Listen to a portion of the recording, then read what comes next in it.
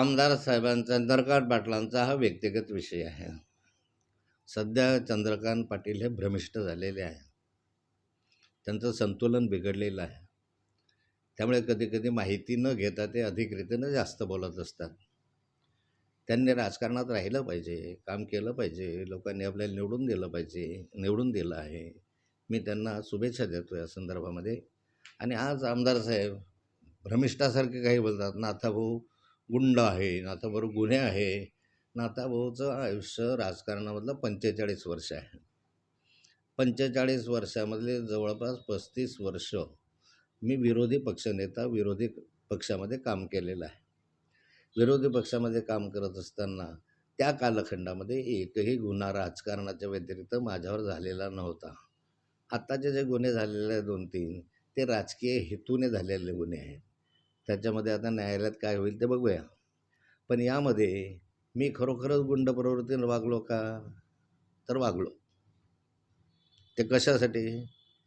की महाराष्ट्राच्या विधानसभेच्या व्यासपीठाचा उपयोग मी यासाठी केला की जे पांढरपेशे दरोडेखोर आहेत, ज्यांनी बँकांवर दरोडे घातले, ज्यांनी मोठ्या मोठ्या प्रमाणावर माफियागिरी केली, ज्यामध्ये अनेक ठिकाणी महिलांवर अत्याचार केले, अशा ठिकाणी लोहारसारख्या काही प्रवृत्ती ज्या राजकारणामध्ये याच्यामध्ये पोलीस विभागामध्ये अधिकारी स्वरूपामध्ये गुंडागीरीचा उपयोग करत होते, ज्याच्यामध्ये मुंबईसारख्या शहरामध्ये दाऊद इब्राहिम असेल का अन्य कोणी असेल, या सगळ्या गँगस्टरच्या बाबत प्रखरपणे बोलणारा मी एक त्याच्यामधला आहे विरोधी पक्षात असताना.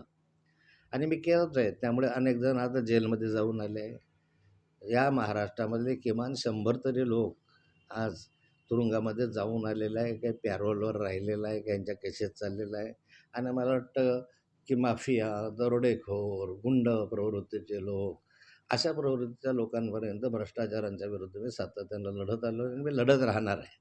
मला कोणी गुंड म्हटलं तरी लढेल, कोणी चांगलं म्हटलं तरी लढेल, कारण मी समाजासाठी केलेलं आहे. मी समाजासाठी लढतो, मी एकट्यासाठी व्यक्तिगत लढत नाही. त्यामुळे हे मी केलं आणि पुढच्या कालखंडामध्ये करणार आहे. आता विशाल पाटलाच्या संदर्भामध्ये त्यांनी जो विषय काढले API सावदा, ते या मध्ये ज्या वेळेस सावद्याला 2.5 महिने त्याने त्या गुन्ह्याचा तपास लावला आणि चोरीचा, आणि जवळजवळ शासनाने मान्य केलं त्या ठिकाणी की 4,500 मरून प्रवास चोरी गेला. शासनाने त्या ठिकाणी एका वर्षातलं मान्य केलं होतं. आधीच्या ह्याच्यात 40,000 ब्रॉस या 12-13 वर्षामध्ये तिथून चोरी गेला. आणि त्या चोरीची तक्रार दाखल करण्यासाठी या सदग्रस्ताने टाळाटाळ केली 2.5 महिने. आणि म्हणून त्या 2.5 महिन्यामध्ये का चौकशी झाली नाही हे विचारायला मी त्या ठिकाणी गेलो, तर मला एकदम उद्धट वर्कान झालं. 2.5 महिन्यामध्ये काय, 2.5 वर्षे लागू शकतात अशा स्वरूपाचं उत्तर दिलं. या ठिकाणी कोणत्याही प्रकारच्या शिव्या मी दिलेल्या नाही, कोणत्याही मंत्र्याचं नाव मी घातलेलं नाही. आपल्याला वाचवण्यासाठी त्याने मंत्र्याचे नाव घातले. मी स्वतः मंत्री होतो, माझ्या घरात मंत्री आहे, त्यामुळे मंत्र्यांना शिव्या देण्याचा विषयच येत नाही. दिलं तर माझ्या घरातल्याच मंत्र्यांना शिव्या देईल, इतका तर काही मूर्ख मी नाही आहे. आणि या ठिकाणी त्याने असं उद्धट वर्तन केलं. फक्त मी त्याला हे म्हणलोच होतो एका ठिकाणी, कारण तो मला म्हणाला की रेव्हन्यूवाले पैसे खातात आणि केसेस दाखल करायला आमच्याकडे येतात. मी त्याला हे जरूर बोललो होतो त्या ठिकाणी, किंवा त्यांनी शेण खाल्लं म्हणून तू गो का खातो, हे बोललोच आहे, त्याच्यामध्ये मी नाही म्हणतच नाही. आणि हे म्हटल्यानंतर लगेच त्याला 2 मिनिटाच्या आत मी म्हटलं, माझ्यासारख्या माणसाने गू खाणं हा शब्द वापरणं चुकीचं आहे, त्यामुळे मी तुझी माफी मागतो असा शब्द वापरला. माफी मागतो. माफी मागितल्यानंतर हा सगळा विषय तिथं बंद व्हायला पाहिजे होता.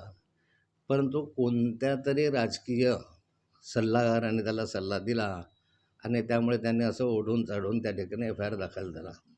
आता या विशाल पाटलाच्या संदर्भामध्ये मी विधानसभेत प्रश्न विचारला होता आणि म्हणून त्याची जीवार आली. आणि तो त्या ठिकाणी नेहमी माझ्याविषयी अद्वैत आधीही बोलत होता. आता त्याच्या कार्यक्षेत्रात किती, नुसत्या सावदा शहरामध्ये काय चालू आहे हे मी तुम्हाला वाचून दाखवतो. किती पैसे येतात सावदा शहराच्या बाहेरचे अड्डे अजून मी घेतो आहे, आणि तेही अड्डे तुम्हाला पुढच्या कालखंडामध्ये देणार आहे. आता सावदा बसस्टँड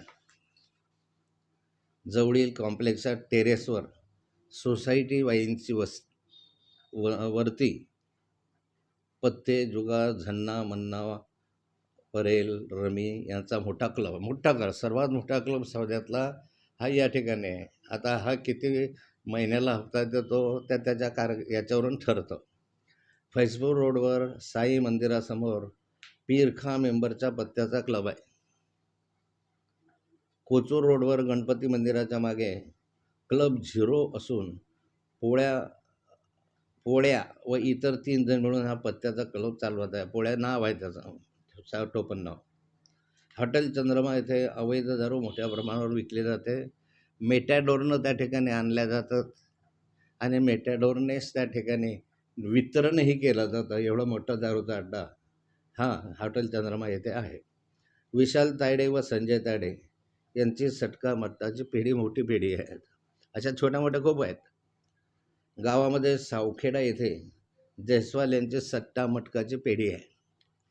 सावदा स्टेशन रोडवर ढवा नावाच्या व्यक्तीचा त्याचं टोपण नाव नावाच्या व्यक्तीचा पत्त्याचा क्लब आहे. गावामध्ये भरपूर ठिकाणी अवैध दारू विक्री जाते. खुलेआमपणे दारू आणि नार्कोटिक्सचा व्यापार हा सावदा शहरामध्ये खुलेआम रीतीने विकला जातो. नार्कोटिक्स अंमली पदार्थ. गावामध्ये भरपूर ठिकाणी अवैध दारू विक्री होत असते. वरील सट्टा मटका पेढीचे एजंट गावात ठिकठिकाणी सट्टा घेत असतात. गावातील प्रत्येक पान दुकानात गुटखा विकला जातो आणि गुटख्याची मोठी तस्करी या सावदा शहरामध्ये या पोलिसांच्या संमतीने होतं. हे एका सावदा शहरातला अर्धवट भाग सांगितला. एकंदर पोलीस स्टेशनच्या अंतर्गामध्ये मग ते थोरगाव नसेल, चिनावल असेल, काय हे मोठे मोठे गावं आहेत, त्या गावांची लाईन आणि यादी मी तुमच्यासमोर देणारच आहे. आणि या सर्वांमधून महिन्याकाठी 50 लाख रुपये मिळतात अशी माझी माहिती आहे. आणि त्यामुळे ह्याला इथं राहण्यासाठी मग कुणी मढ्याला तरी त्याला त्या ठिकाणी त्रास देण्याचा प्रयत्न हा करतो.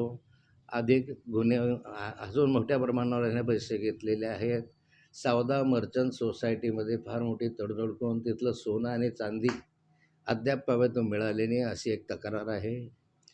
त्या त्याने संचालक मंडळाला सावदा पतपेढीच्या संचालक मंडळांना मर्चंट सोसायटीच्या त्या ठिकाणी तुम्हाला मध्ये टाकून देतो, तुम्ही मला 5-5 लोक प्रत्येकी दिले पाहिजे अशी मागणी केल्याची माझ्याकडे तक्रार आहे. आणि त्यांनी दिले नाही. माझ्याकडे तक्रार आहे. प्रत्येकी 5 लाख. आणि ते मला सकाळी भेटून पण गेले सगळे संचालक.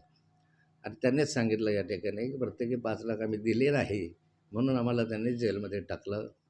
आणि त्यामध्ये माझ्या घरावर रेड घातली वगैरे सांगितलं त्यांनी की त्या ठिकाणी रेड घातली. मग सोनं माझं कुठे गेलं, मग चांदी माझी कुठे गेली, मोठ्या प्रमाणावर गेले. आता तर चौकशीचा भाग गेल्यांच्या चौकशी करायला मी आता वरिष्ठ पातळीवर परत मागणी करणार आहे. आता हे चरित्र आहे अशा स्वरूपाचं विशाल पाटलांचं. आणि त्या ठिकाणी एक माझं म्हणणं आहे की समजा जे काही झालं असेल ते झाल्यानंतर जर त्या ठिकाणी माझ्यासारख्या व्यक्तीला चूक लक्षात आल्यानंतर जर त्याची माफी मागितली असेल तर हा प्रकार वाढवायला नको होता. शेवटी त्यांच्या इच्छेनं अर्थ पकडला.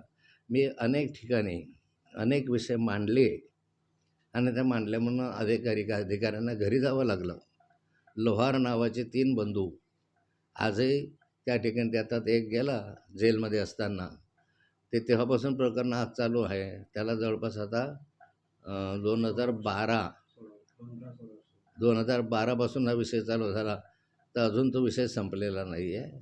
त्यामुळे अधिकारी चूक करत असेल तर ते मांडलंच पाहिजे. आता या ठिकाणी सट्ट्याचे, मटक्याचे, जुगाराचे, मुरुम चोरीचे, वाळू चोरीचे ह्या सगळ्याचे अनेक प्रकार सावदा भागामध्ये चालत असताना त्या ठिकाणी विचारायला जाऊ नका. मी लोकप्रतिनिधी आहे.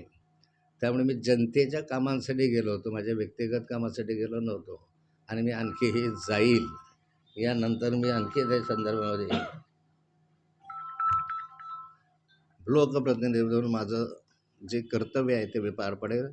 मी मला कोणी गुंड म्हटलं काय, आणखी काय म्हटलं काय, गुंड कोण आहे, कसे आहे जनतेला माहिती आहे. कोण मुक्ताईनगर तालुक्यामध्ये माफिया आहेत वाळूचे, कोण मुरुम चोरी करतो, कोण 2 नंबरचे धंदे करतो हे मुक्ताईनगरकरांनाही माहिती आहे. ती यादी एक वेळ मी देईलच पुढच्या कालखंडामध्ये. मुक्ताईनगर तालुक्यातले प्रत्येक तालुका घेऊ आपण, रावेर, मुक्ताईनगर, बौदवड वगैरे सगळ्या एक एक तालुक्याची तुम्हाला माहिती मी यथावकाश देत राहील.